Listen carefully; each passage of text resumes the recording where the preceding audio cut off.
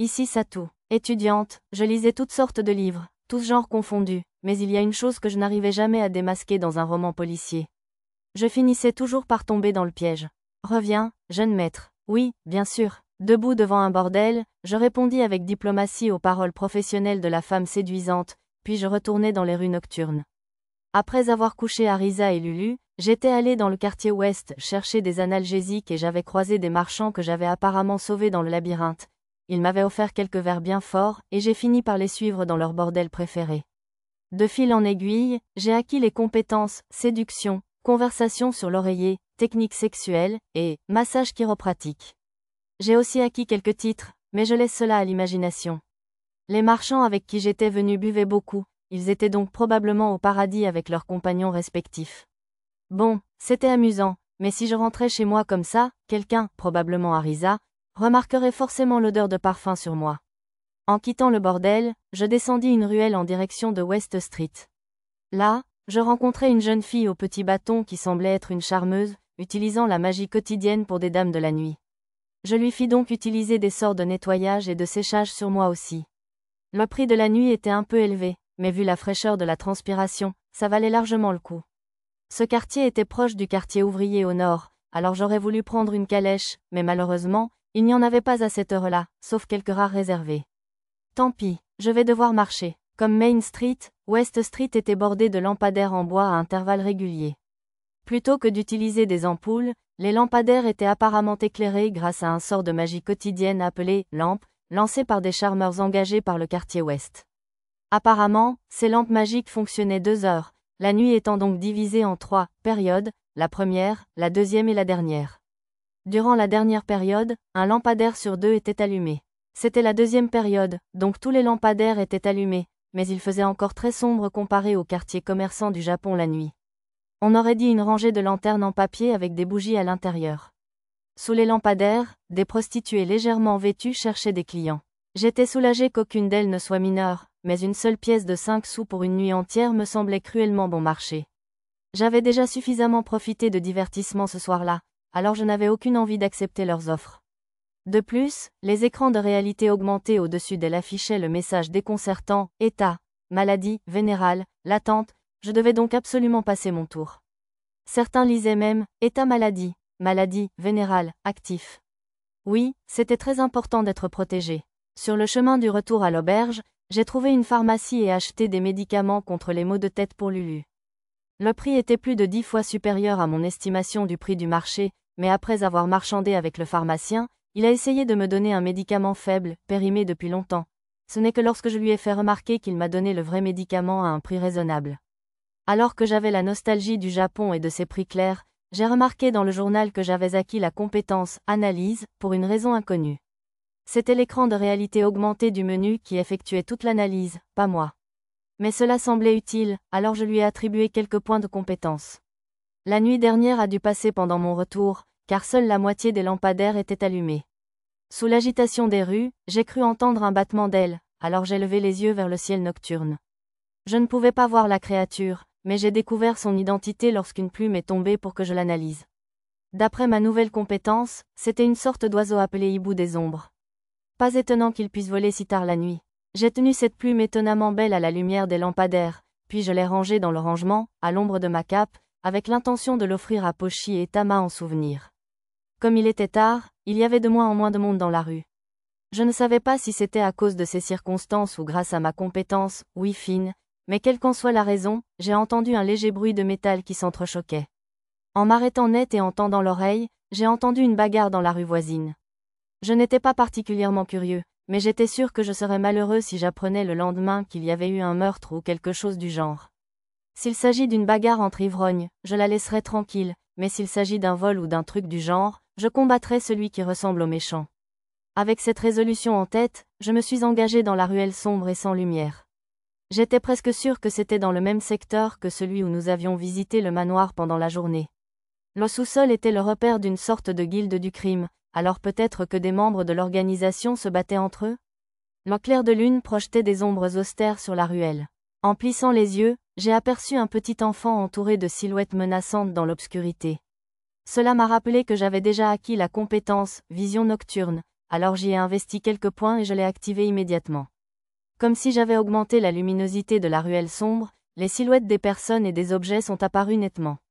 C'était un peu comme utiliser un appareil de vision nocturne appelé lunette Starlight.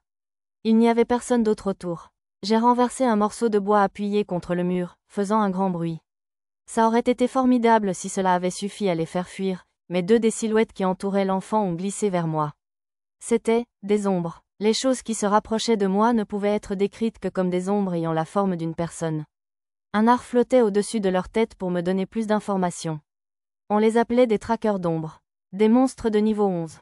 Comme leur apparence le suggérait, les attaques physiques ne fonctionneraient pas sur eux. Je ne savais pas s'il avait franchi la barrière qui entourait la ville ou s'il était sorti du labyrinthe, mais comme je n'avais pas besoin de me retenir face aux monstres, les vaincre ne devrait poser aucun problème. J'ai sorti mon pistolet magique de l'entrepôt, l'ai pointé sur l'une des ombres et j'ai appuyé sur la détente. J'ai tiré plusieurs fois, pensant que l'ennemi esquiverait, mais il avait soit des réflexes lents, soit une confiance excessive en ses capacités spéciales, car il ne faisait aucun effort pour esquiver une balle directe. L'ombre se dissipa aussitôt et un noyau rouge tomba au sol. Mais pendant que je terrassais la première créature d'ombre, la seconde s'était trop approchée. Elle lança une lame noire vers moi. Elle semblait n'être que de l'ombre, car je la voyais à peine de face. Je me décalai latéralement, esquivant selon l'instinct que me donnait ma compétence, évasion. J'entendis la lame trancher le morceau de bois derrière moi. Nous échangeâmes nos places, ce qui me permit de remarquer la section tranchante du morceau de bois coupé à ma place. J'aurais préféré ne pas me faire couper comme ça, si possible. Les blessures légères guériraient probablement d'elles-mêmes grâce à ma compétence auto-guérison, mais je préférais ne pas découvrir son efficacité si j'avais un membre coupé.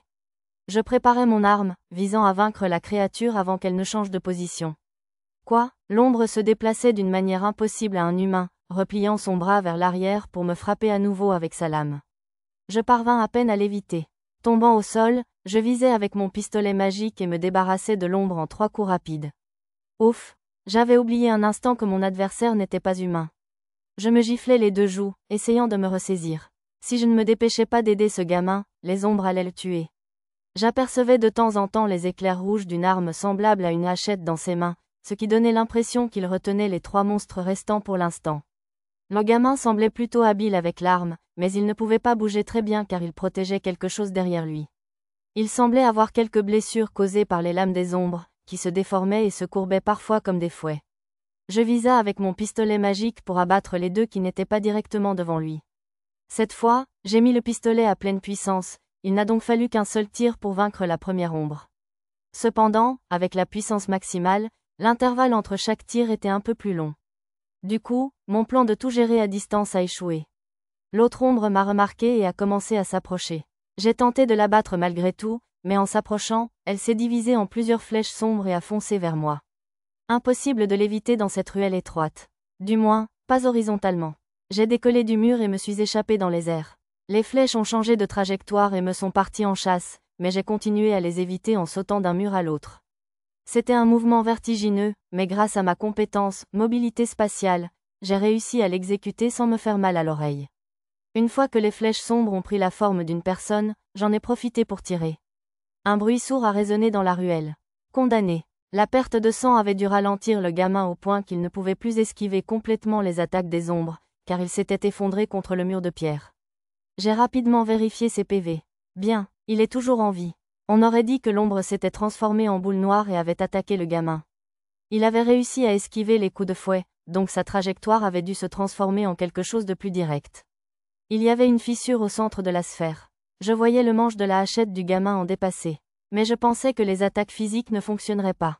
Oh, ce devait être une arme magique.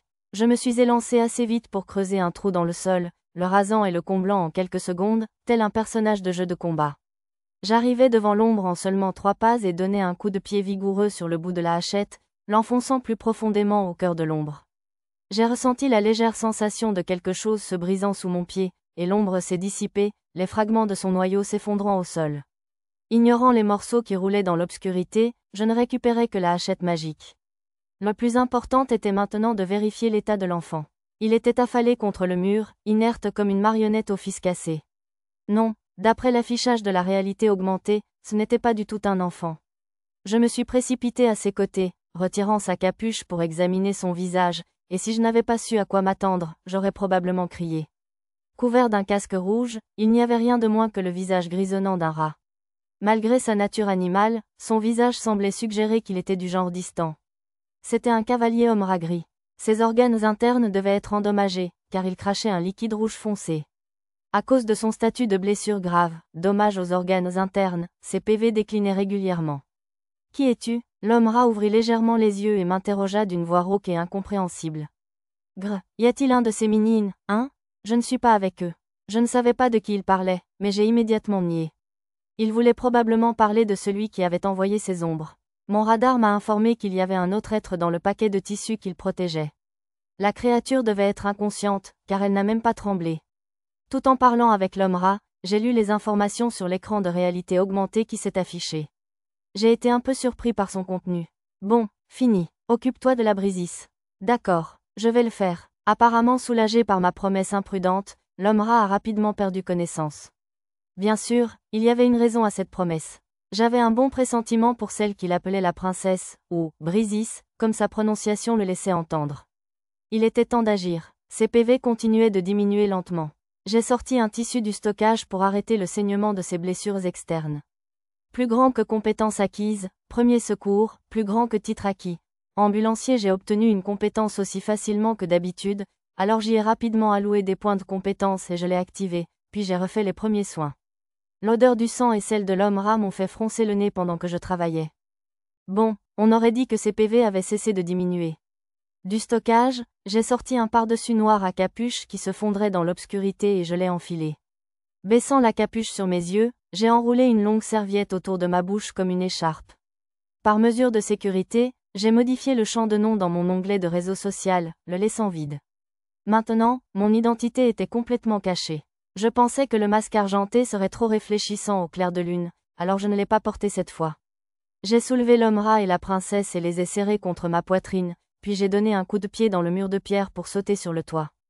Puis, sautant de toit en toit tel un voleur fantôme, je me suis dirigé vers l'épicerie générale.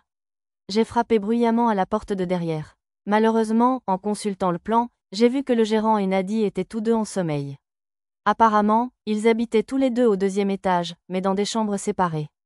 Du coup, je suppose qu'ils ne sont pas en couple. Je ne voulais pas faire trop de bruit ni attirer l'attention des gardiens, alors j'ai utilisé un fil du dépôt pour déverrouiller la porte. Ma compétence, déverrouillage de coffre au trésor, semblait suffisante. Plus grand que compétence acquise. Déverrouillage, plus grand que titre acquis. Crochetage, je suis entré et je les ai allongés tous les deux sur le canapé légèrement dur de la réception. Le casque de l'homme rat a heurté le cadre en bois du canapé, produisant un bruit sec et métallique. Oh, on aurait dit que le gérant du magasin l'avait remarqué. Son affichage d'état était passé de « endormi » à « aucun ». Il a commencé à bouger doucement, probablement pour réveiller Nadie. « Chef, vous êtes là pour me violer ?» Non, ma compétence, oui aiguë, me permettait d'écouter la situation à l'étage. Curieusement, Nadie semblait plutôt optimiste. Nadie le suivant, le gérant descendit l'escalier. Je ne voulais pas qu'il me prenne pour un intrus suspect et m'attaque, alors je pris la parole en premier. Bonsoir, désolé de vous déranger. Nadie, c'est moi, Satou. Quoi, monsieur Satou ? De quoi avez-vous bien besoin à cette heure-ci ? La voix de Nadie semblait suspecte. Je suppose que je ne peux pas la blâmer. J'ai amené une connaissance du gérant. Il est grièvement blessé, alors j'espérais que vous pourriez le soigner immédiatement. Une connaissance ? Apprenant qu'une de ses connaissances était blessée, le gérant et Nadie surgirent de l'ombre de l'escalier. Lumière de Manamatou. Le gérant agita son long bâton et lança un sort. Il s'illumina comme une LED. Un homme rat ? À en juger par ce casque, ce doit être ce célèbre cavalier rat au casque rouge dont la tête est mise à prix. Je ne sais pas. Nadie reconnut l'équipement de l'homme rat tandis que le gérant du magasin intervenait, dubitatif. Je corrigeais son erreur. Monsieur le gérant, votre connaissance est celle qui est enveloppée dans ce tissu. Celle au casque rouge l'appelait « princesse ». Une princesse homme rat ? À ma connaissance, les seuls titres honorifiques chez les tribus d'hommes rats sont chef et guerrier. Les hommes rats sont donc une tribu guerrière ? Nadie est étonnamment instruite, pensai-je. Je déballai le tissu pour leur montrer ce qu'il contenait. Mia, comme je le soupçonnais, la « princesse » que l'homme rat protégeait était finalement une connaissance du gérant du magasin. Nadie poussa un cri de surprise après avoir regardé à l'intérieur du tissu. Je comprenais ce qu'elle ressentait. Car la « princesse » à l'intérieur du tissu était une petite fille à la peau blanche, aux longs cheveux bleu-vert clairs et aux oreilles pointues. « C'est une elfe, non ?» s'exclama Nadie. Elle avait raison, et c'est précisément parce qu'elle était une elfe que je l'avais emmenée voir le gérant du magasin, le seul autre elfe de la ville. Il portait même le même nom de famille, Bolénan. Le cri de Nadie sembla réveiller la princesse Mia, qui ouvrit légèrement les yeux. Elle observa lentement les alentours. Elle fixa mon regard un moment, les yeux gris confus, marmonna le mot « joli » et sombra dans l'inconscience. À quoi faisait-elle exactement référence par « joli » ? J'étais un peu intriguée, mais il était sans doute plus important de se concentrer sur l'homme-rat mourant rapidement. Alors, que faire de ce type au casque rouge ? L'amener au garde ? Protecteur. Puisque c'est le protecteur de la princesse Mia, le patron ne veut pas le dénoncer. Pas « princesse ». Et apparemment, Madame Mia n'est pas une princesse. Nadie expliqua les paroles trop concises du gérant. Derrière nous, j'entendis une forte toux. Plus importante encore, je pense qu'il va mourir si on ne le soigne pas rapidement. Nadie se précipita. Ça a l'air grave. Je vais appeler Horn, l'ancien prêtre de la ruelle. Il soigne généralement tout le monde, quelles que soient les circonstances. On dirait que vous avez au moins arrêté l'hémorragie, alors libérez ses voies respiratoires par magie, patron. On devrait aussi enlever ce casque rouge distinctif et le cacher quelque part. Saisissant une cape accrochée au mur et l'enfilant par-dessus son pyjama, Nadie sortit. C'est dangereux de sortir seule la nuit. Je viens avec vous. Après que le gérant eut lancé son sort, je partis à la poursuite de Nadie. Le lendemain matin, Arisa me menaçait à nouveau la vie dure. Franchement, pourquoi irais-tu dans un bordel alors que je suis là ? Je ne vois pas ce qu'il y a de mal à avoir une belle fille comme moi prête à te servir à tout moment. Calme-toi, je n'allais pas commencer à considérer une fillette d'âge scolaire comme un objet de désir sexuel. Arisa arrachait son pyjama avec enthousiasme en s'approchant, alors j'ai attrapé ma cape sur le lit et je l'en ai recouverte. Oh, ça sent le garçon. Ce satané pervers. Arisa commença à humer profondément l'odeur de ma cape, mais s'écria soudain, ça sent la bête. Et la jeta au loin. Ne me dis pas que tu les aimes poilus ? Demanda-t-elle d'un ton accusateur. Qu'est-ce que ça voulait dire ? J'avais une idée de ce qu'elle voulait dire, mais il y avait une limite à l'impolitesse que je pouvais supporter.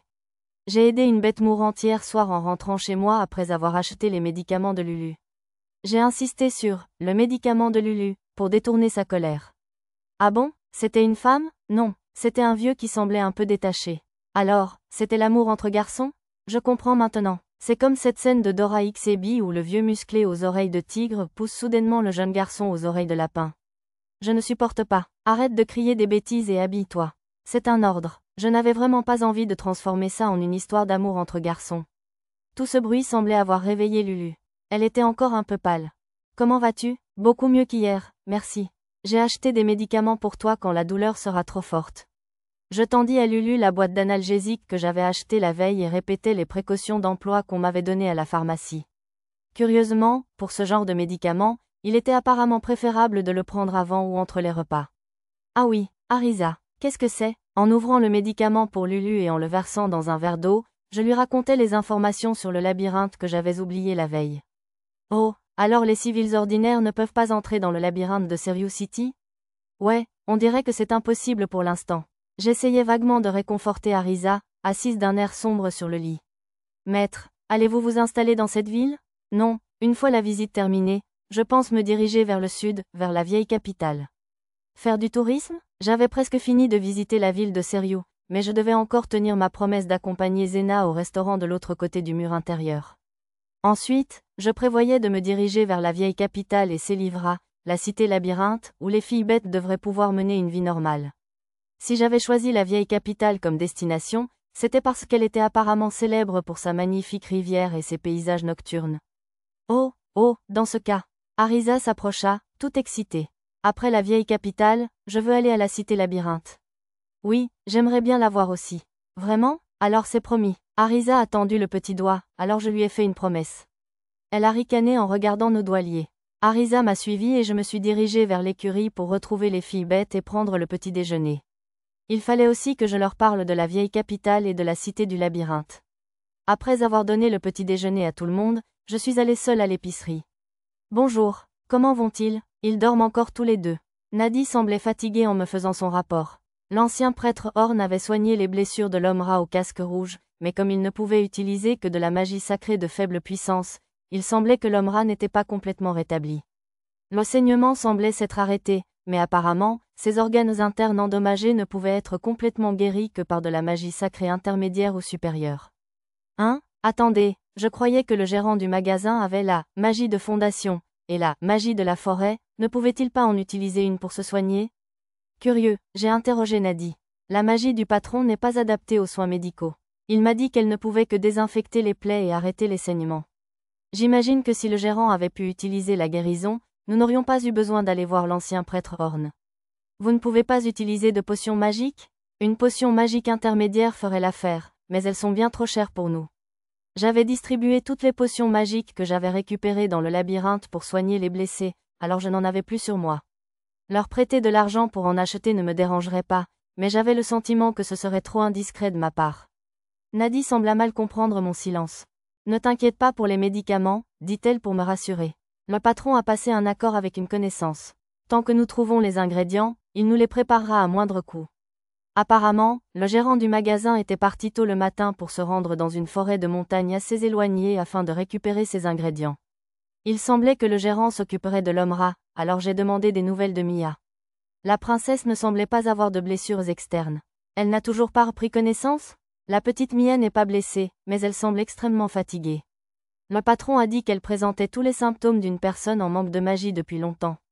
Déficience en magie. J'aurais aimé pouvoir lui transférer un peu de mon surplus de PM. Pourtant, qu'est-ce qui avait bien pu l'affaiblir à ce point? Il devrait être facile de soigner ces symptômes avec le sort de magie de fondation du boss, transfert de mana, ou le sort de magie de la forêt, charge d'endurance, mais... Nadie expliqua que même s'il utilisait la magie pour restaurer ses PM ou son endurance, il s'épuisait comme s'il avait versé de l'eau dans une marmite pleine de trous. Malgré les nombreuses années d'expérience du manager et les vastes connaissances de Nadie, ni l'un ni l'autre ne parvenait à comprendre pourquoi. J'utilisais ma carte pour examiner le statut de Mia. Elle avait 130 ans. Femme, niveau 7. Elle possédait 2 compétences, magie de l'eau, et tir à l'arc, et un don, vision spirituelle. Ses titres étaient maîtresse du berceau et enfant de la forêt de Bolénan.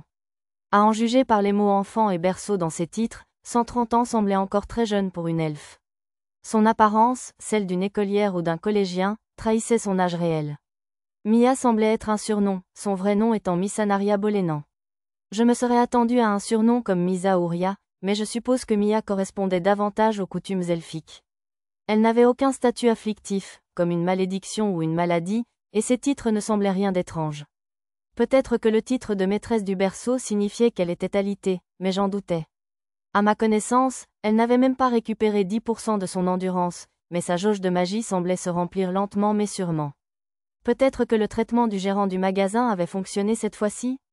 Je voulais transmettre cette information à Nadie, mais je ne pouvais pas lui expliquer comment je le savais.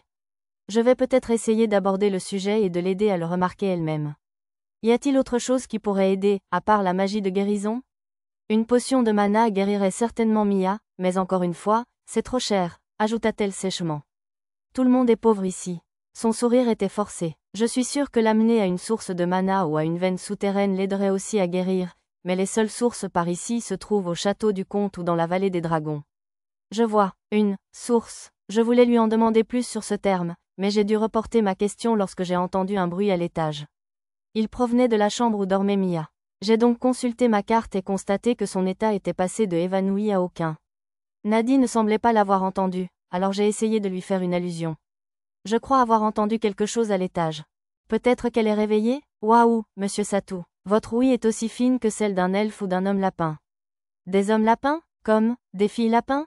Il ne semblait pas y en avoir à Serious City, mais j'aurais aimé voir ça. Nadie et moi sommes montés visiter la chambre où Mia dormait. J'ai attendu devant la porte que Nadie me donne le feu vert pour entrer.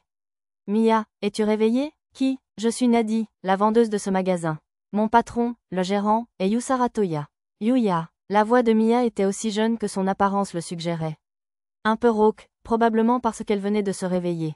Qui est dehors? Mia semblait m'avoir remarqué en train d'attendre dehors. Était-ce juste une intuition? Non, peut-être avait-elle simplement remarqué 2 bruits de pas dans l'escalier. C'est la personne qui vous a sauvé, vous et votre ami au casque rouge. Miles? Murmura Mia tandis que Nadie parlait. Entre elle et le gérant du magasin, je me demandais si parler si peu était une caractéristique raciale. Miles, c'est l'homme-rat au casque rouge? Il dort maintenant qu'il est guéri. Et même, il aurait été plus juste de dire que nous avions terminé ses premiers soins d'urgence, mais le dire honnêtement ne ferait probablement qu'attiser l'anxiété de Mia. Après cette interruption, Nadie termina de me présenter. Alors, la personne à l'extérieur s'appelle Monsieur Satou. Satou, est-ce qu'il peut entrer? Nadi m'appela et je pénétrai dans la pièce. Je supposais que c'était la chambre de Nadi. Elle était raffinée et de bon goût, mais assez féminine en même temps. J'avais l'impression qu'il y avait un peu trop de plantes décoratives, cependant. Satou, j'acquiesçais et me présentais. Enchantée, je suis Satou, marchande ambulante. Avec ses yeux argentés et son joli visage, elle ressemblait presque à une poupée. Spiritualiste? J'ai penché la tête, incertain, à la question soudaine de Mia. Un peu de magie du feu me serait utile, mais d'après ce que j'avais compris de mes livres d'introduction à la magie, les esprits n'y étaient pour rien. Bien sûr, s'il existait des esprits aquatiques séduisants comme les ondines ou des esprits sylvestres voluptueux comme les dryades, je serais ravie de les rencontrer. Non, je n'ai malheureusement jamais rencontré d'esprit. Tu ne les vois pas? Mia affichait une expression perplexe. J'ai demandé à Nadi si c'était vraiment quelque chose que je devrais voir. Seuls ceux qui ont le don de vision spirituelle peuvent les voir, m'a-t-elle répondu. Mia avait bien ce don. Mais le gérant du magasin ne l'avait pas, alors je suppose que tous les elfes ne pouvaient pas voir les esprits. J'ai aidé Nadi à donner à boire à Mia. Tu crois que tu peux manger quelque chose? Je vais préparer de la soupe ou du porridge, alors. Tu peux rester un peu avec Mia? Nadi semblait s'excuser en demandant, alors j'ai accepté sans hésiter. Tandis que l'odeur légère du porridge commençait à monter dans l'escalier, Mia et moi passions le temps à parler d'esprit. Bien sûr, sans Nadi pour être ma fidèle interprète, je n'ai pas réussi à déchiffrer tous les détails sur les esprits à partir des brèves paroles de Mia. Entre des adjectifs inutiles comme « duveteux » et « scintillant », j'ai réussi à déduire qu'il s'agissait de créatures qui font couler les veines souterraines, canalisent le mana et possèdent des attributs. J'ai aussi acquis 2 compétences grâce à cette conversation, langue elfique et décryptage, et j'ai apparemment aussi conquis Mia. J'avais acquis la compétence langue elfique en lui demandant comment dire « bonjour » en elfique. Je pense que la raison pour laquelle j'ai appris décryptage va de soi. Après avoir mangé le porridge, Mia a commencé à avoir sommeil. Désolée d'être restée si longtemps. Je rentre bientôt, monsieur. J'ai voulu me lever de la chaise près du lit, mais Mia m'a arrêté en attrapant la manche de mon peignoir. Reste, a-t-elle demandé avec anxiété. Bon, je suppose que je peux rester jusqu'à ce qu'elle s'endorme. Cette lettre signifie chaise, non? Ça me fait 10 cartes. Waouh, Arisa, vous êtes trop douée, madame. Tama, Pochi, ne perdez pas de temps à être jalouse. Concentrez-vous, vous êtes si intelligente, Arisa. J'ai entendu les voix enthousiastes de tout le monde dans un coin de la cour du Gatefrontin. Cette dernière voix m'a fait comprendre que Yuni jouait avec mes enfants. Je ne les ai pas vus en entrant dans la cour, alors j'ai regardé mon radar et je les ai trouvés rassemblés dans une petite cachette à l'ombre d'une haie, en train de jouer à un jeu. Ils étaient tous assis en cercle autour d'un étalage de cartes face cachée, disposées comme un jeu de concentration. Ah, c'étaient les cartes que j'avais achetées hier. En les observant un instant, j'ai compris qu'ils devaient deviner le mot de vocabulaire représenté par les lettres visibles pour obtenir cette carte. Ils pouvaient confirmer la réponse en regardant l'image au dos, donc même les joueurs qui ne connaissaient pas encore les lettres pouvaient apprendre en jouant. Ça a l'air amusant. Maître, monsieur, on a appris les lettres tri.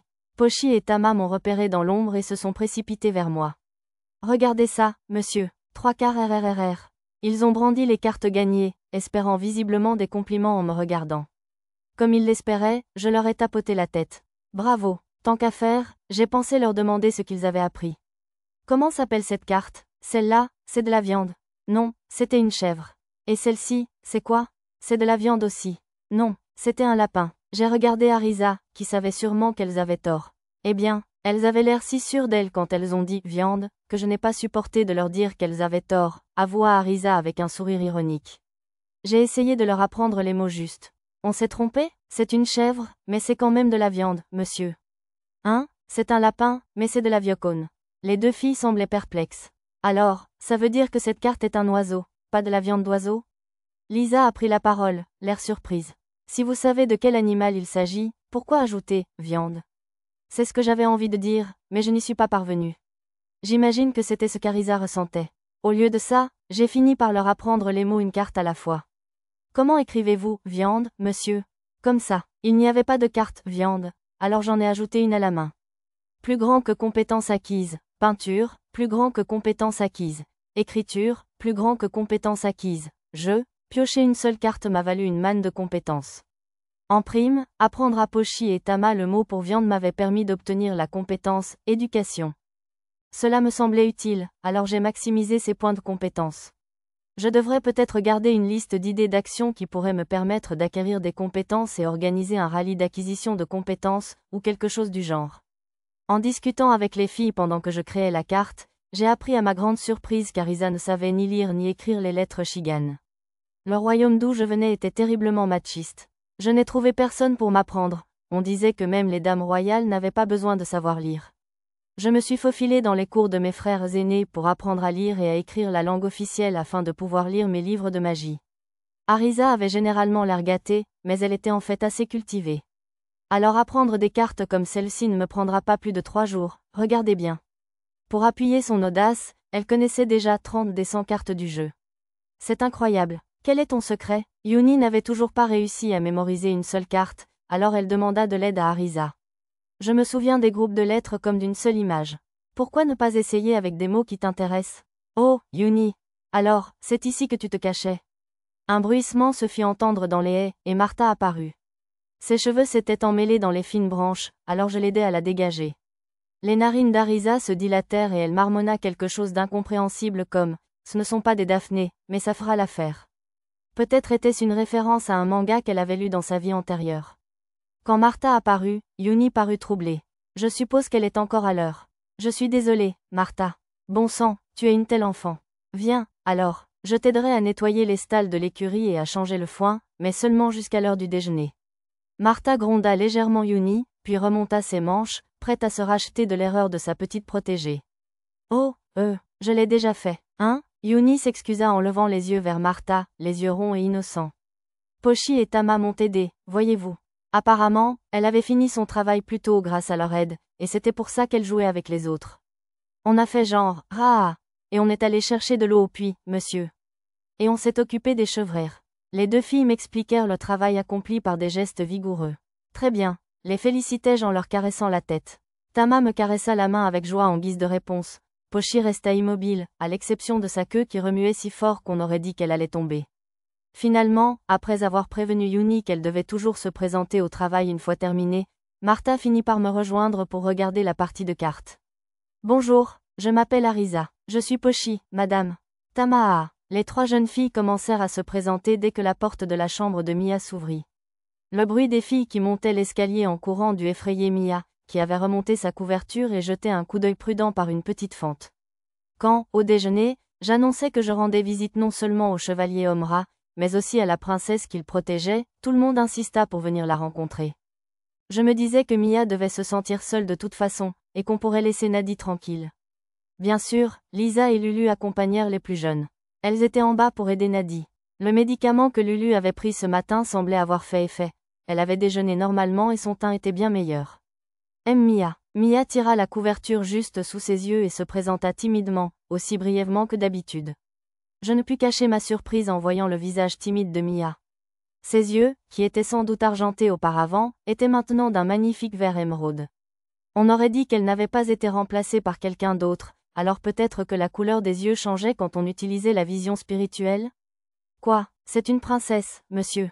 Vos cheveux sont joliment coiffés. Arisa fixait Mia, elle aussi, sous le choc, mais pour une autre raison. Elle avait probablement mal compris, comme Nadi. Tu n'avais pas dit que c'était une princesse rat? Non, je n'ai pas dit. J'ai dit que c'était une princesse défendue par un homme rat, tu te souviens? Je l'ai corrigé. Je devais admettre que j'avais utilisé des mots plutôt trompeurs pour les embrouiller un peu. Je suppose qu'Arisa n'était pas capable de deviner avec statut tchèque que Mia était une elfe sous une couverture. Contrairement à mon menu en rat, elle semblait avoir besoin d'une cible visible pour l'analyser. Poussés par l'audace d'Arisa, Pochi et Tama se sont vite sentis à l'aise avec Mia. Je descends 1 minute. Occupe-toi de Mia pour moi. D'accord. Oui, monsieur. Je t'ai eu, monsieur. Mes enfants étaient ravis d'obtempérer, mais Mia grommela à contre-cœur. Sa main jaillit de sous la couverture et attrapa ma manche, ne me lâchant que lorsque j'insistais pour revenir tout de suite. Pourquoi était-elle si attachée à moi? En bas, Nadi engloutissait sa nourriture à une vitesse alarmante. Merci beaucoup, je n'ai mangé qu'un tout petit peu de porridge aujourd'hui. Après avoir terminé son simple repas composé de pain de seigle et de soupe, Nadi s'installa confortablement et prit une grande inspiration, savourant le parfum de la tisane légère que Lulu lui avait servie.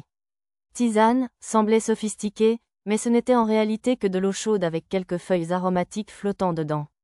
Ce n'était pas aussi fort que de la menthe, mais l'arrière-goût était plutôt rafraîchissant. Apparemment, c'était très bon marché, un sac entier de feuilles se vendant pour un penny. Monsieur Satou, vous êtes marchand, n'est-ce pas? Prenant une gorgée de son thé, Nadie engagea la conversation avec désinvolture. Ah oui, je suppose que c'est ce que je disais aux gens. Ça devenait un peu gênant, n'ayant rien fait de marchand depuis mon arrivée en ville, mais j'ai persévéré quand même. Alors, vous avez une calèche? Non, j'avais un cheval de bas, mais il m'a pris la tête après la chute des étoiles il y a quelque temps. J'étais presque sûre d'avoir dit la même chose à Yona. Oh, c'est terrible. Bon, si tu as les moyens, pourquoi ne pas t'acheter une calèche maintenant? Elle me fit une proposition soudaine, l'air inquiet. Selon elle, une connaissance du gérant du magasin était un marchand partant à la retraite, qui cherchait à vendre sa calèche et les 2 chevaux qui l'accompagnaient. Après avoir visité les environs, je comptais emmener les filles bêtes dans un endroit où elles pourraient vivre tranquillement. C'était donc l'occasion idéale. Mais il y avait un problème.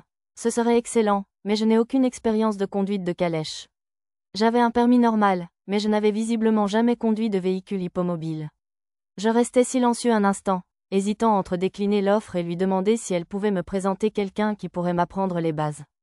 À cet instant, je remarquai que Lulu semblait vouloir dire quelque chose, alors je changeai de sujet. Lulu, si tu as quelque chose à dire, n'hésite pas. Eh bien, j'ai déjà conduit une calèche. Sa voix s'éteignit et se mordit la lèvre à plusieurs reprises, mais Lulu parvint finalement à articuler son expérience. Bon, alors, je suppose que tu peux m'apprendre. Dans ce cas, Nadie, je pense que je vais l'acheter, si tu peux me le permettre. Quelle décision rapide, mais vous ne voulez pas savoir combien ça coûte, monsieur Satou? Zut, je m'étais laissé emporter par toutes les pièces d'or que j'avais en réserve. J'ai jeté un coup d'œil dehors et j'ai trouvé une calèche qui traversait la place, utilisant ma compétence estimation, pour vérifier le prix. Un tour plutôt astucieux, si je puis me permettre. Je te fais confiance, Nadie. Tant qu'on respecte ce budget, ce n'est pas un problème. Tu peux garder ce qui reste pour toi. J'ai tendu à Nadie un sac rempli de pièces d'or, essayant de reproduire l'expression d'un marchand dans un vieux film aux intentions cachées. Le sac contenait la valeur marchande plus 2 pièces d'or supplémentaires, donc ça devrait suffire, tant que nous ne nous sommes pas fait avoir. Si la négociation échouait, mes talents de négociateur et de marchandeur devraient entrer en jeu. Quand avez-vous? Nadie parut perplexe, mais elle compta consciencieusement les pièces et me délivra un reçu provisoire. J'imagine que j'étais un peu trop douée. Il aurait été plus naturel que je propose une somme et que je la lui fournisse plus tard plutôt que de mettre les pièces dans une pochette au stockage et de la lui offrir tout de suite. Bon, assez de regrets. Je serai plus prudent la prochaine fois. Entraînons-nous à camper avant de partir en voyage. Sur la suggestion d'Arisa, nous avons décidé d'installer un camp d'entraînement sur un terrain vague du quartier ouest. Nadie avait obtenu l'autorisation d'une personne influente. Normalement, on pouvait l'utiliser sans autorisation, mais comme nous allions utiliser du feu, il valait mieux demander au préalable. Le terrain était plein d'herbes et de mauvaises herbes, alors j'ai utilisé une faucille achetée dans une quincaillerie du coin pour commencer à aménager un endroit où nous entraîner. J'avais envoyé Arisa, Lulu et Lisa acheter les outils et le matériel nécessaire au camping. Tu coupes des mauvaises herbes? Laissez-nous faire, monsieur. Pochi et Tama se mirent joyeusement à tondre la pelouse. Je travaillais avec eux, rassemblant toutes les tontes au même endroit. Dans la zone où nous allions aménager notre cuisine improvisée, j'ai arraché les mauvaises herbes à la racine au lieu de les couper. Ensuite, j'ai empilé des pierres que Pochi et Tama avaient ramassées pour fabriquer un réchaud de fortune. Je me fiais à mes souvenirs de camping d'étudiants, mais je pense avoir plutôt bien réussi. Comme nous avions du temps à tuer avant le retour des courses, nous nous sommes allongés tous les 3 sur le lit de tonte pour observer les nuages. J'avais remarqué du mouvement dans le journal d'acquisition des compétences pendant que je travaillais, alors je l'ai vérifié. J'avais acquis encore plus de compétences que prévu. Il y en avait 6 au total: désherbage, agriculture, culture, collecte, maçonnerie, et camping. Camper semblait être une compétence que j'aurais dû acquérir depuis longtemps.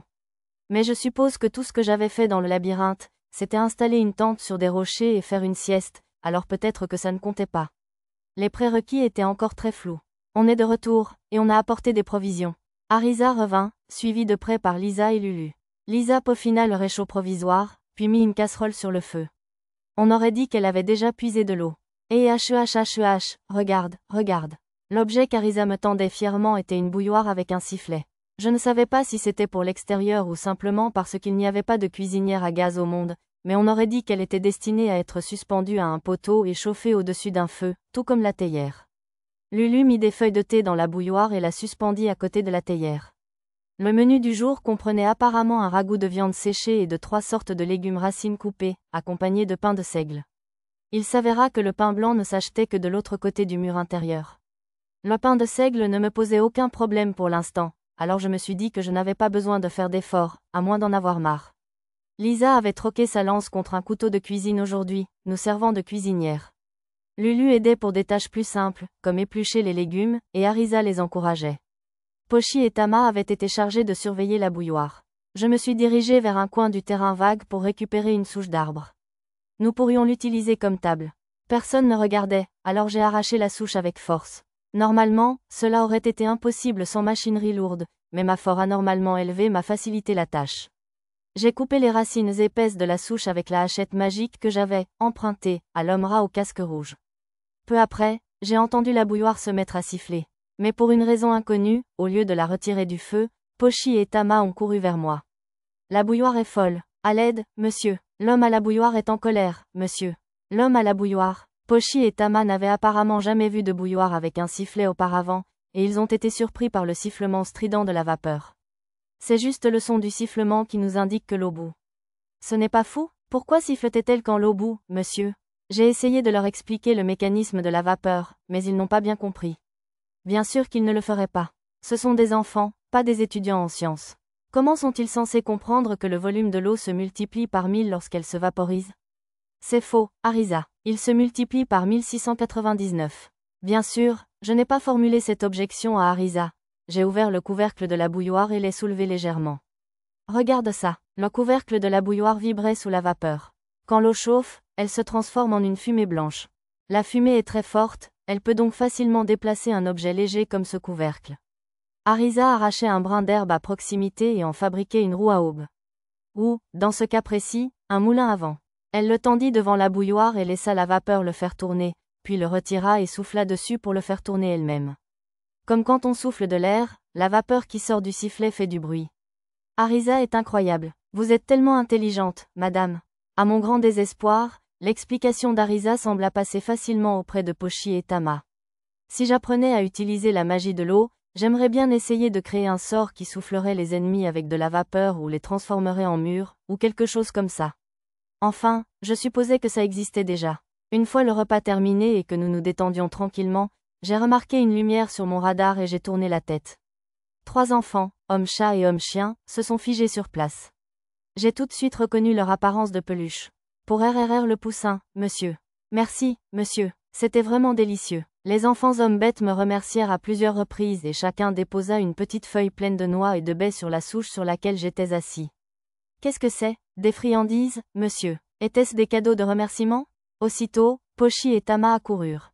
Arisa et Lulu étaient partis avec Lisa à acheter des fruits pour le dessert, elle n'était donc pas là. Pas de bagarre. Vous ne devez pas brutaliser notre maître, messieurs. Apparemment, il pensait que ses enfants m'attaquaient et étaient prêts à une guerre ouverte. Ce n'est rien. Ces enfants m'ont apporté des noix en remerciement du poulet grillé que je leur ai donné. Sur ces mots, Pochi et Tama relâchèrent leur posture de combat.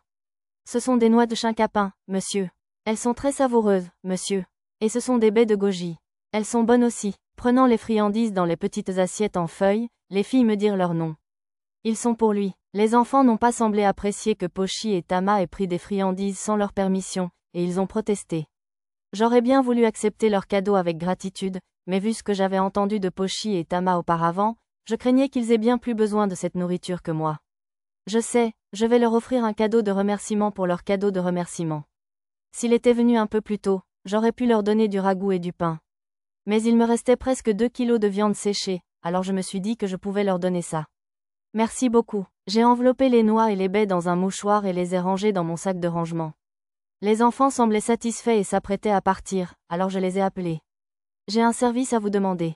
Quoi, monsieur? On en a tellement qu'on ne pourrait pas tout manger. Vous pourriez m'en apporter un peu? Pochi et Tama semblaient sur le point de prendre la parole, alors je leur ai rapidement couvert la bouche. J'étais sûre qu'ils allaient me dire qu'ils pouvaient manger n'importe quelle quantité de viande sans problème. À Ryu-sur-Eure? Oui, tu m'aiderais beaucoup. Pochi et Tama me fixaient d'un air de protestation, mais je fis semblant de ne pas remarquer. Je saluais les enfants hommes-bêtes tandis qu'ils partaient, portant le paquet de viande séchée emballé comme un objet précieux. À un moment donné, Pochi et Tama avaient découvert le plaisir de frotter leur tête contre mon ventre, alors je les laissais faire jusqu'au retour d'Arisa et des autres. Au retour de notre entraînement au camping, qui n'était en réalité qu'un prétexte pour un pique-nique, je me suis arrêtée à l'épicerie pour remplir les papiers nécessaires à l'achat de la calèche. Nous avons convenu que Nadi finaliserait l'achat le jour même, la livraison étant prévue pour midi 2 jours plus tard. Le processus fut étonnamment rapide. Pendant que nous nous occupions des formalités, Arisa a suggéré de ramener Mia chez elle. Nadi nous a dit que les elfes vivaient juste au sud de l'ancienne capitale, donc ce serait assez facile d'y aller après avoir visité la ville. Lorsque nous avons abordé le sujet, Mia a semblé très enthousiaste, et j'étais certainement intéressée par la visite d'un village d'elfes. Il a donc été décidé que nous en parlerions au gérant du magasin à son retour à Seriou.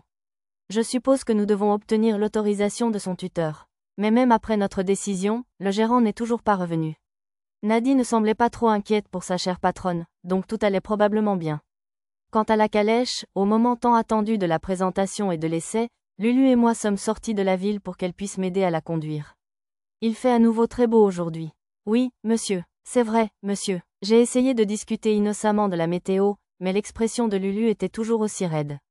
Lulu semblait inquiète d'être seule avec moi. Ses épaules étaient tendues. Les chevaux semblaient aussi sentir sa nervosité, car ils reniflaient bruyamment et n'arrivaient pas à se calmer. Tu n'as pas besoin d'être si tendu. Je ne m'attends pas à ce que tu te comportes comme Arisa. En fait, je préférerais que tu ne le fasses pas. Mais j'espère que tu seras plus à l'aise avec moi, comme Pochi et Tama. Mais, je suis une esclave. C'est tellement étrange. La voix de Lulu était si faible qu'elle était presque inaudible. Il me semble qu'il lui faudra un certain temps pour la faire changer d'avis. Pour l'instant, je devrais peut-être commencer par lui faire prendre de grandes inspirations et se détendre. Lulu, inspire lentement. Je lui ai pris les rênes et lui ai donné des instructions. Pensant qu'il valait mieux soulager son corps et son esprit, je lui ai montré quelques étirements assis que j'utilisais parfois au travail. Peut-être parce que j'avais retrouvé un corps plus jeune en arrivant ici, je n'avais pas eu de courbatures, donc je ne les avais pas pratiquées du tout récemment. Tu te sens un peu mieux? Tant qu'on est là, tu veux qu'on discute un peu? J'ai délibérément détourné le regard de Lulu pour le lever vers les nuages, d'un ton détendu. Sa tension semblait s'être un peu apaisée, mais elle ne répondait toujours que brièvement, comme « oui » et « tout à fait ». C'est vrai, Lulu n'est-elle pas mal à l'aise avec les hommes? D'après Arisa, ses cousins et les enfants du quartier l'avaient parfois harcelée, donc ce n'était pas si surprenant. Elle ne semblait pas très à l'aise non plus. Dans ce genre de cas, mieux valait les laisser parler de ce dont elles avaient envie. Si c'était quelque chose qu'elle aimait ou dont elle pouvait se vanter, elle devait se détendre un peu. C'était comme ça pour mes amis ringards et moi, après tout. Bon, quel serait le meilleur sujet? J'ai réfléchi un instant, puis j'ai opté pour Arisa. C'est vrai, Arisa est tellement géniale. Apparemment, j'avais pris la bonne décision. Lulu semblait s'amuser en parlant d'Arisa. Ses yeux pétillaient et ses joues étaient légèrement rouges. Elle avait toujours été une belle fille, mais ça ne la rendait que plus belle. Oh, zut, mes pensées avaient dévié un instant vers un terrain dangereux. Effrayant. Tu aimes vraiment ta petite sœur, n'est-ce pas? Oui, même si parfois, c'est difficile de savoir laquelle de nous deux est vraiment l'aînée. Elle ne se comporte vraiment pas comme une fille de 11 ans. Eh bien, Arisa a toujours été un génie, depuis qu'on est petite. Je n'étais pas sûre qu'elle en soit vraiment un, mais plutôt qu'elle avait beaucoup de connaissances acquises dans sa vie antérieure. Je me demandais si elle en avait vraiment parlé à Lulu. Enfin bref, puisque nous en parlons, autant approfondir un peu. Comment était-elle à l'époque? Par exemple, sa haute opinion d'Arisa semblait l'aveugler sur certains défauts, mais je la laissais parler autant qu'elle le voulait, sans lui adresser de corrections ni d'objections grossières. Finalement, Lulu se mit à tousser et à se pincer la gorge à cause de ce surmenage inhabituel, alors je lui tendis un peu d'eau. Nous continuâmes ainsi jusqu'à presque midi, Lulu se vantant joyeusement d'Arisa à satiété.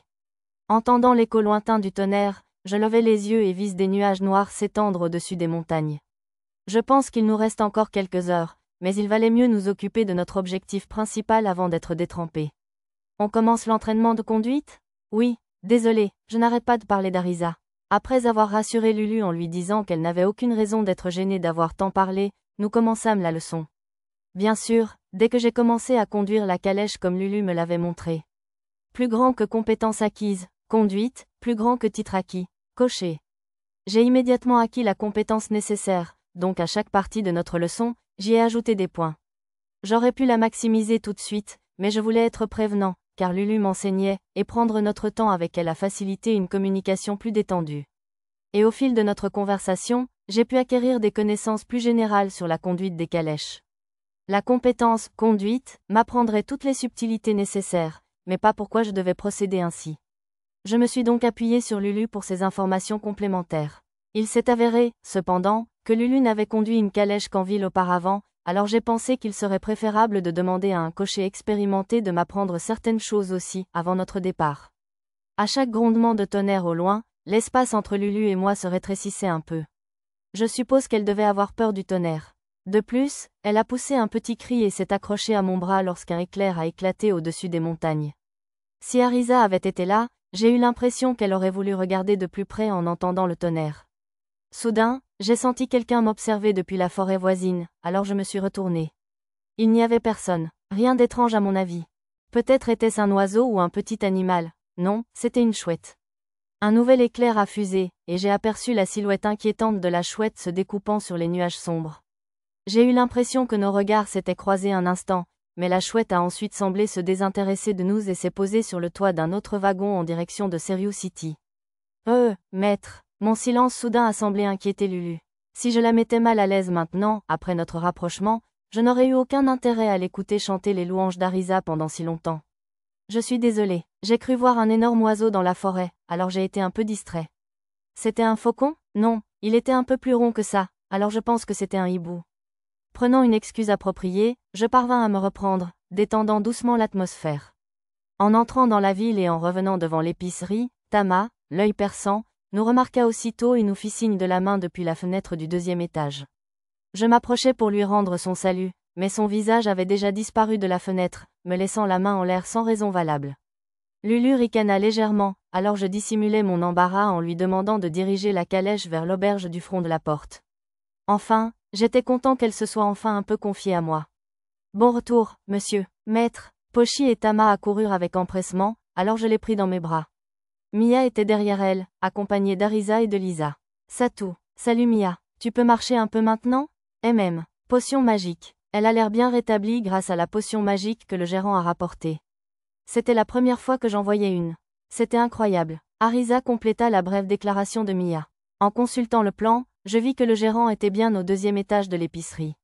Nous avions dû nous manquer de peu, car il était rentré à Serious City juste après notre départ. Je suis contente que tu ailles mieux.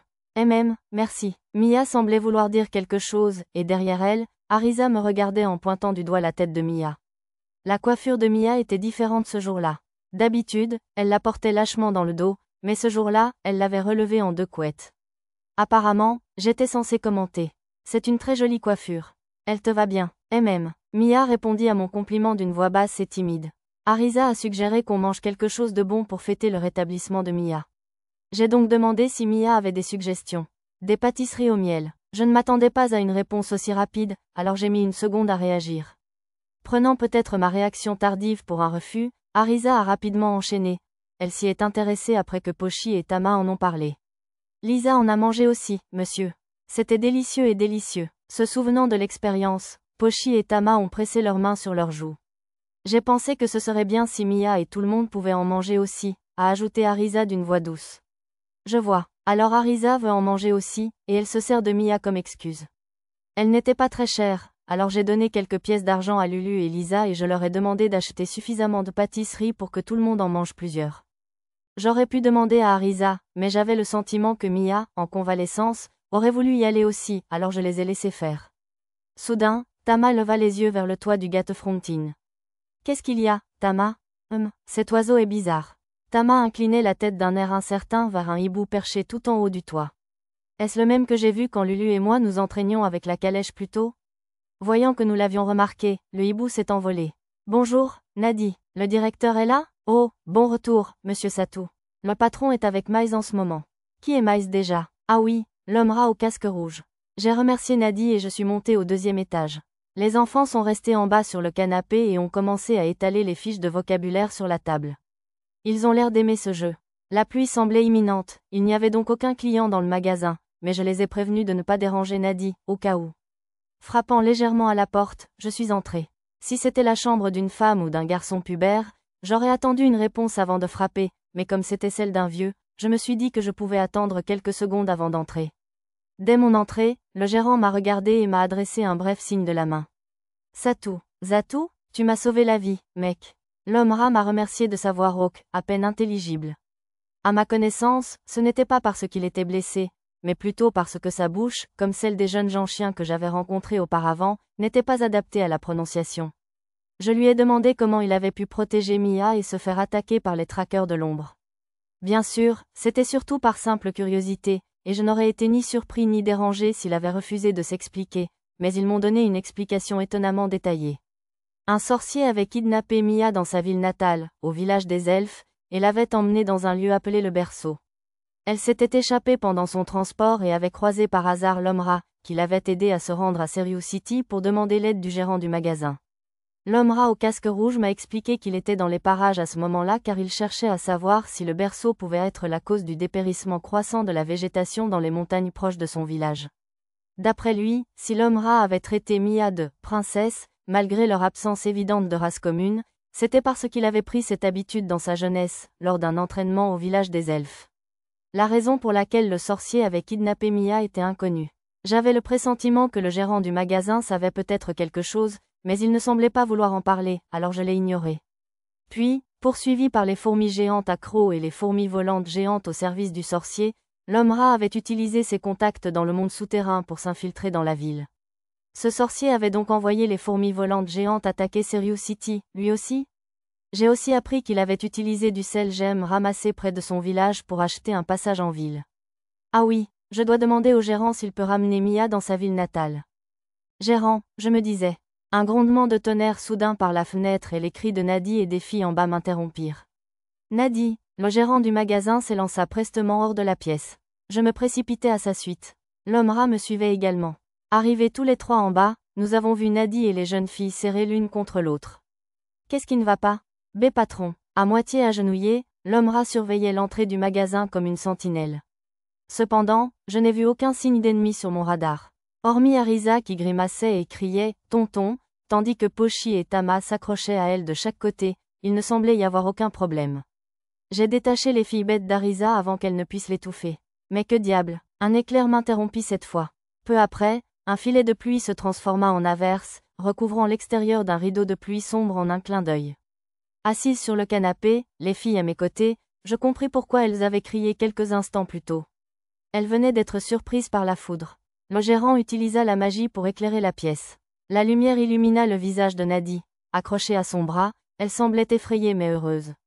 Maudissant intérieurement tous les couples heureux, je me forçai à lui adresser un sourire contrit. Qu'Arisa et Mia s'accrochent à mes bras, ou même que Tama s'enfonce dans moi tandis qu'elle se blottissait sur mes genoux, ne me dérangeait pas, mais j'aurais aimé que Pochi s'accroche ailleurs qu'à mon visage. Et qu'elle arrête de me tirer les cheveux. Je soulevai doucement Pochi et l'assis sur mes genoux à côté de Tama. L'homme tonnerre est effrayant, monsieur. Flash flash, bang, il fait si noir, monsieur. Et les arbres craquent? Pochi et Tama paniquaient un peu, agitant les bras en larmes, démontrant la terreur absolue des orages. Est-ce vraiment si effrayant? Et pire encore, le tonnerre est vraiment dangereux, vous savez. Vraiment dangereux. Ahaz me l'a dit. Un coup de foudre peut même abattre des dragons, vous savez. Même des dragons, c'est vrai. Waouh, qui êtes-vous censé être? Comme si son refus habituel de parler était le fruit de mon imagination, Mia a soudainement déchargé comme une mitraillette. Je n'avais jamais entendu parler d'Ahaz auparavant. Peut-être était-ce sa mère? Alors, toi aussi, tu as peur du tonnerre, Arisa? Quoi, mec? Assez effrayée pour ne même pas pouvoir parler, hein? Le visage d'Arisa était devenu blanc comme un linge, et elle s'est vite blottie contre mon bras. J'avais peur qu'elle ne tente à nouveau quelque chose de bizarre, mais je la sentais se raidir de peur à chaque grondement du tonnerre, alors je suppose qu'il n'y avait pas lieu de s'inquiéter cette fois. Tama était accrochée à ma poitrine, la tête légèrement tournée pour observer la pluie dehors. Qu'est-ce qui ne va pas? Lui ai-je demandé, mais un coup de tonnerre particulièrement violent a couvert ma voix. Un éclair a illuminé une petite ombre juste à l'extérieur. J'ai aussi vu un point lumineux sur mon radar. Surgissant du rideau de pluie battante, une grande chouette a volé à l'intérieur et s'est posée sur le comptoir avec un bruit sourd. C'était la même chouette que tout à l'heure. S'abritait-elle de la pluie? Ses yeux ronds étaient fixés sur Mia. Un écran de réalité augmentée m'a donné plus d'informations sur la créature. On l'appelait une chouette fantôme, la même espèce que j'avais vue la nuit où j'avais rencontré l'homme rat. C'était bien beau, mais son nom était le familier de Zen. Un vrai familier? Ça, c'est de la fantaisie. Mais, si c'était un familier, il y avait de fortes chances qu'il soit utilisé par un sorcier. Dans ce cas, la personne qui commandait ce hibou pourrait bien être le même sorcier qui avait kidnappé Mia. Et apparemment, ce sorcier s'appelait Zen. J'avais l'impression d'avoir déjà entendu ce nom quelque part. Ah oui, c'est vrai, le protagoniste de la pièce que j'avais vue avec Zena et les autres. Je pensais que cette histoire d'amour tragique était tirée d'une histoire vraie, mais ce ne devait être qu'une coïncidence. Après tout, le sorcier Zen, le protagoniste de cette histoire, avait été exécuté à la fin. J'ai essayé de chasser cette information inutile de mon esprit. Pour l'instant, je devais me débrouiller avec ce familier. J'ai cherché sur la carte le sorcier qui se cachait derrière, mais après avoir fouillé toute la ville et même tout le comté, il était introuvable. D'où le contrôle-t-il? Pour l'instant, attrapons simplement le familier. Si on ne lui enlève pas les yeux et les oreilles, impossible de savoir s'il enverra à nouveau des monstres après Mia. Gardant la chouette à l'œil, je soulevai Pochi et Tama de mes genoux et les donnai respectivement à Arisa et Mia, puis me levai du canapé pour les protéger toutes les 4 derrière moi. La lumière magique projetait une longue ombre sur le mur de pluie derrière la chouette. Quelque chose jaillit de cette ombre noire, et tout autour de moi se figea, comme si le temps s'était arrêté. La peur. Oui, cette silhouette était l'incarnation même de la peur. Nous étions tous submergés par la peur pure, oubliant même de cligner des yeux. Il était impossible d'envisager de lutter contre une telle chose. J'avais envie de hurler et de m'enfuir, seule la nécessité de protéger les enfants et mon dernier orgueil m'en empêchait. Les filles sous ma protection étaient seules à me ramener à la raison. Au bout d'un moment, la peur s'apaisa légèrement. Était-ce la magie psychique d'Arisa? Avec le peu de lucidité qui me restait, je pus ouvrir le menu. C'était incroyablement lent, comme un vieux PC. Tout en le maudissant, j'ai ouvert l'onglet des compétences et j'ai fait défiler la page jusqu'à la compétence dont j'avais besoin. Après ce qui m'a semblé une éternité, j'ai trouvé ce que je cherchais, la compétence, résistance à la peur. J'ai manipulé le menu mentalement pour le faire passer d'inactif à actif, et aussitôt, le temps s'est remis à défiler. Mon esprit est devenu d'une clarté surprenante. Mon champ de vision, jusque-là restreint par la peur, s'est élargi à nouveau comme la marée qui se retire. Le bruit de la pluie, lui aussi, a résonné à mes oreilles. Malgré le temps qui m'avait semblé long, la silhouette sombre était apparue quelques secondes seulement. Preuve en est qu'elle était encore en train de sortir de l'ombre du hibou. Bien qu'il m'ait semblé un adversaire colossal jusqu'à un instant, je voyais maintenant qu'il était à peine plus grand que moi. C'était un homme voûté, vêtu d'une robe marron crasseuse. Sa capuche lui tombait sur les yeux, obscurcissant ses traits. Contrairement au hibou, qui était entré en volant, cet homme s'était simplement matérialisé ici. Comme pour confirmer son arrivée soudaine, un point lumineux blanc est soudain apparu sur mon radar. Il est devenu rouge presque aussitôt. Ce devait être de la magie, mais je ne savais pas de quelle sorte. Je portais mon regard vers l'écran de réalité augmentée à côté de sa tête. Il s'appelait Zen, son niveau était très élevé, 41. Compétence, inconnue, j'avais un mauvais pressentiment. Était-il une autre anomalie, comme les héros ou Arisa? Avant que j'aie pu lire jusqu'au bout, le sorcier Zen fit un pas en avant et nous fusilla du regard, son regard se fixant sur Mia. J'avais l'impression que son regard s'était attardé sur Arisa et moi un instant auparavant, mais était-ce mon imagination? Je suis venu pour toi, Mia. Sa voix était celle d'une créature morte vivante surgie des profondeurs de l'enfer. Derrière moi, je sentis Mia trembler en m'agrippant à ma manche. Ce devait être le sorcier qui l'avait kidnappé auparavant. Sous sa capuche, son visage était sombre malgré la magie qui éclairait la pièce. Je ne voyais que 2 petites lueurs violettes qui brûlaient comme des braises. Comme Mia était trop effrayée pour parler, je répondis à sa place. Comment allez-vous, maître sorcier? Je suis Satou, marchand. Je n'ai rien à faire avec un simple marchand, cracha Zen avec arrogance. Cependant, je suis impressionné, descendant d'un héros. Parler aussi facilement tout en étant submergé par la peur est un exploit digne d'éloge. Qui appelez-vous, descendant d'un héros? S'il devinait cela à mon nom et à mes cheveux noirs, il devait vraiment l'être. J'avais prévu de vous laisser partir, mais si vous vous opposez à moi, je ne vous laisserai pas partir si facilement. Zen fit une démonstration pour donner du poids à ses paroles. Il posa la main sur le comptoir, et le bois sécha et pourrit en un clin d'œil. Je ne savais pas s'il s'agissait d'un sort ou d'un outil magique, mais de toute façon, il serait dangereux de laisser cet homme me toucher. J'avais la compétence, résistance à la décomposition, donc je pouvais probablement la supporter dans une certaine mesure, mais je n'avais aucune envie de la mettre à l'épreuve. En jeu, un adversaire sorcier exigeait généralement de se méfier des attaques magiques à large zone d'effet, mais comme son seul but semblait être d'enlever Mia, nous étions probablement à l'abri ici. Je préférerais m'abstenir de toute violence, mais Mia est une amie. Je crains de ne pouvoir la laisser se faire enlever contre son gré. Je me demande si tu continuerais à dire ça si je te faisais pourrir le bras droit comme j'ai fait pour ce bois. Zen traversa les restes pourris du comptoir et fit un pas de plus vers moi. N'y a-t-il aucun moyen de te convaincre de nous quitter? Question idiote. Si tu veux protéger Mia, montre-moi ton courage. Ma folie n'est pas si superficielle qu'elle puisse être arrêtée par de simples mots. Bon, je crois que je te prends au mot, alors. En veillant à ne pas creuser un trou dans le sol, je me suis enfoncé et lui ai asséné un coup de poing dans l'abdomen, en plein plexus solaire. J'essayais de reproduire les arts martiaux chinois vus dans une bande dessinée, et ma compétence, combat au corps à corps, m'a permis de concrétiser ce souhait. Je pouvais le tuer d'un seul coup si j'en faisais trop, alors j'ai aussi utilisé les sens que me donnait ma compétence, enlèvement, pour me retenir juste assez. C'était léger. Plutôt que de l'assommer, j'avais prévu d'arrêter le coup juste après l'avoir touché, mais je ne m'attendais pas à une telle légèreté. Baissant les yeux, j'ai vu que mon poing avait traversé le corps désormais semi-transparent de Zen. Quoi? Sous le choc, quelque chose m'a agrippé à la cheville et m'a soulevé dans les airs en un instant. Ma vision a été soudainement bouleversée. Grâce à ma compétence, mobilité spatiale, j'ai pu regarder autour de moi avec fluidité sans que mon oreille interne ne se plaigne. La force gigantesque qui m'avait saisi était en réalité plusieurs tentacules noirs jaillis de l'ombre de Zen. Alors, il pouvait contrôler les ombres? Je ne subissais aucun dégât, mais je ressentais une douleur lancinante à la cheville prisonnière. Je savais qu'Arisa et moi étions pareils, mais un adversaire capable d'utiliser la magie sans incantation était vraiment pénible. Plus grand que compétence acquise, magie des ombres, plus grand que compétence acquise. Résistance aux ombres, c'est quoi, résistance aux ombres? J'aurais voulu me plaindre, mais ce n'était pas vraiment le moment. Au lieu de cela, j'ai investi des points de compétence dans cette compétence, augmentant ma capacité à combattre cette forme de magie déraisonnable. Grâce à ma nouvelle compétence, résistance aux ombres, l'engourdissement dans ma jambe a disparu. Quelle surprise! Alors, vous êtes un artiste martial se faisant passer pour un marchand, n'est-ce pas? Je doute qu'il y ait beaucoup de gens de votre niveau dans le monde qui puissent se déplacer comme ça. Eh bien, j'ignorais totalement qu'il existait un sorcier capable de manipuler les ombres, alors je suppose que nous sommes quittes. Il me semblait absurde de continuer à parler respectueusement à un adversaire hostile, alors j'ai décidé d'être plus décontracté. Pourtant, je suppose qu'il m'a sous-estimé, car j'avais réglé mon niveau si bas dans l'onglet réseau. C'était un bon moyen de surprendre quelqu'un, mais j'aurais préféré ne pas avoir à le faire. Tu parles encore fort dans une telle position?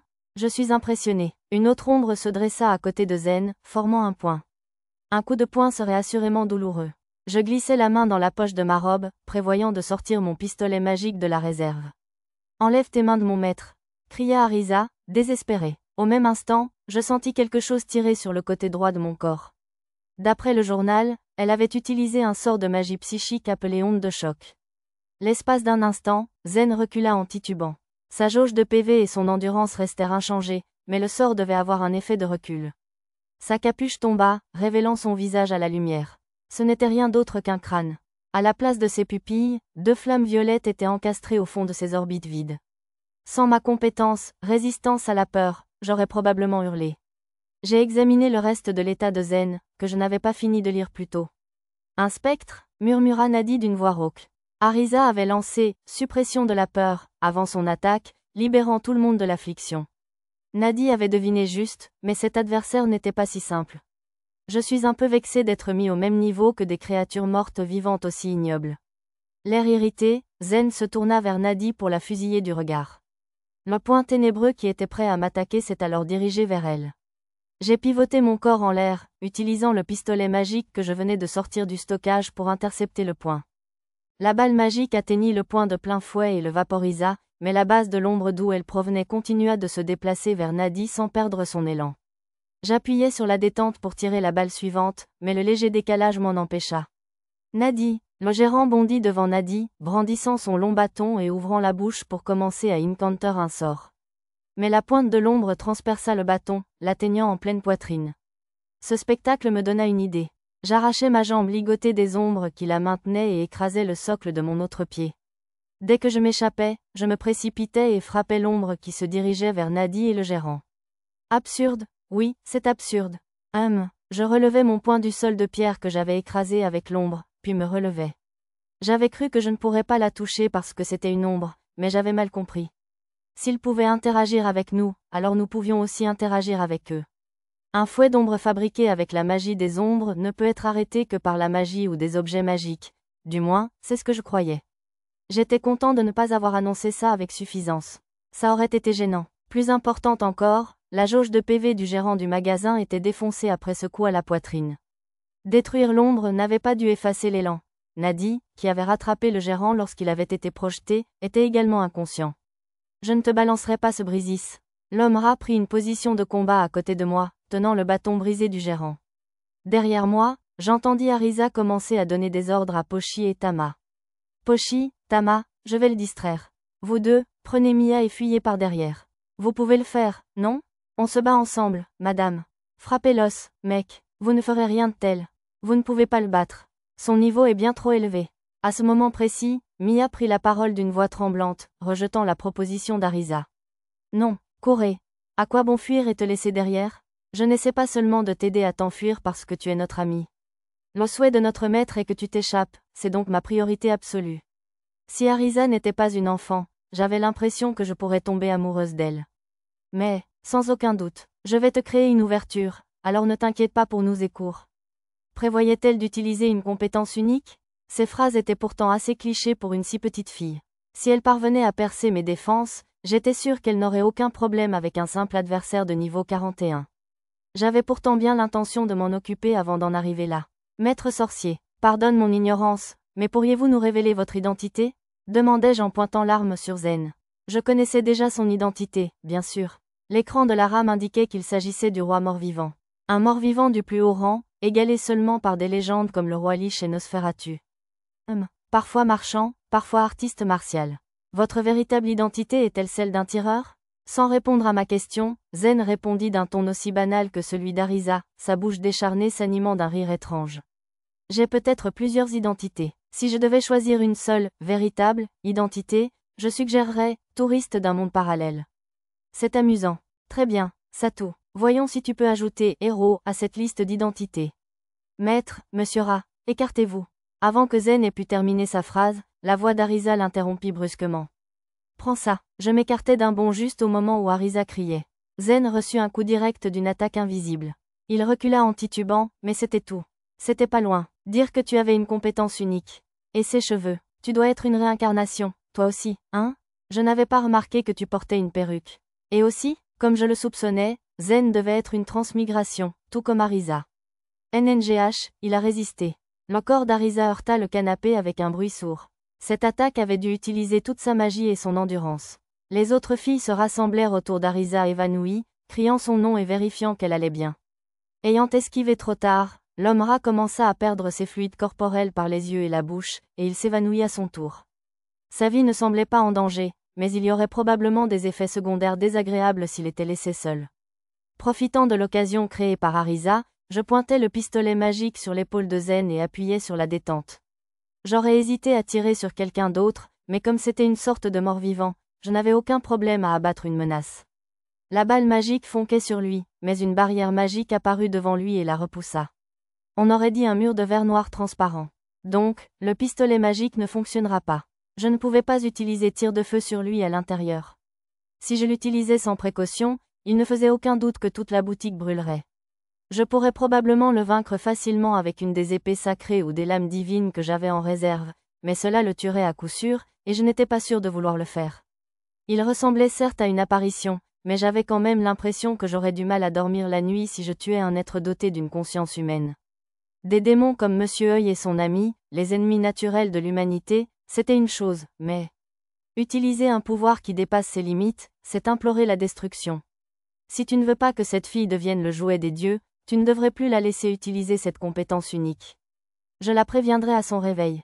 Écoutant à moitié les conseils de Zen, j'essayais d'élaborer un plan. Très bien. Ensuite, je prends congé. Abandonnait-il l'idée de capturer Mia? J'allais me sentir soulagé par le retrait désinvolte de Zen, mais je me suis retourné en entendant des cris derrière moi. J'ai perdu mes forces. Lâchez-moi, monsieur. Satou. Des fouets d'ombre avaient soulevé Pochi et Tama dans les airs. D'innombrables ombres avaient jailli du sol et s'étaient enroulées autour de Mia, qui criait mon nom désespérément en la tirant au sol, la moitié de son corps disparaissant déjà dans l'obscurité. Les ombres ont sapé l'endurance de Pochi et Tama et les ont projetées sur le canapé. Heureusement, elles ne semblaient pas blessées. Ma plus grande préoccupation, à ce moment-là, était Mia. Mia, m'excusant mentalement auprès de Pochi et Tama, je bondis vers l'elfe. J'essayais à main nue d'arracher les innombrables ombres autour de Mia, mais elles ne cédèrent pas, s'étirant comme du caoutchouc. Très bien, alors, pensai-je, et commençai à les tirer avec mon pistolet magique. Mais de nouveaux fouets jaillirent des ombres plus vite que je ne pouvais les détruire. Jetant le pistolet magique de côté, j'attrapais Mia et tentais de la tirer hors de l'ombre, mais la force avec laquelle il l'entraînait était plus forte que je ne l'avais imaginé. Mia poussa un cri de douleur. Ma force était encore supérieure à celle des ombres, mais les PV de Mia diminuaient lentement mais sûrement. Si je tirais plus fort, elle risquait d'être déchiquetée. C'est inutile. Zen me méprisa en s'enfonçant dans l'ombre sous ses pieds. Arisa tenta de lui tirer dessus avec le pistolet magique que j'avais jeté, mais comme la fois précédente, une barrière arrêta net la balle. Tu ne peux espérer vaincre une puissance transcendante comme la mienne, alors tu ferais mieux d'accepter l'injustice du monde. Si tu ne crains pas la mort, viens visiter le berceau. J'attends avec impatience ton effraction avec ta sagesse et ton courage. Laissant son ridicule comme un cadeau d'adieu, Zen disparut dans l'ombre.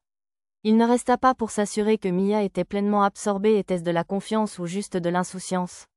Mon corps sembla être entraîné lui aussi, l'espace d'un instant, mais ma résistance de l'ombre m'empêcha de m'enfoncer de plus de quelques centimètres. Maître, Arisa, à cet instant, Lisa et Lulu revinrent, criant à la vue du désastre qui régnait à l'intérieur. Je pris une décision. Lisa, Lulu, s'il te plaît, fais soigner tout le monde. Appelle Zena ou l'ancien prêtre Horn. Sur ces brèves instructions, je lançai une bourse pleine de pièces d'or à Lisa. C'était celle qui contenait les armoiries du vicomte Belton. Si besoin était, il pourrait peut-être les aider aussi. Ne vous inquiétez pas pour moi. Je vous promets de revenir avec Mia. Sans attendre leur réponse, je m'enfonçai dans l'ombre avec Mia.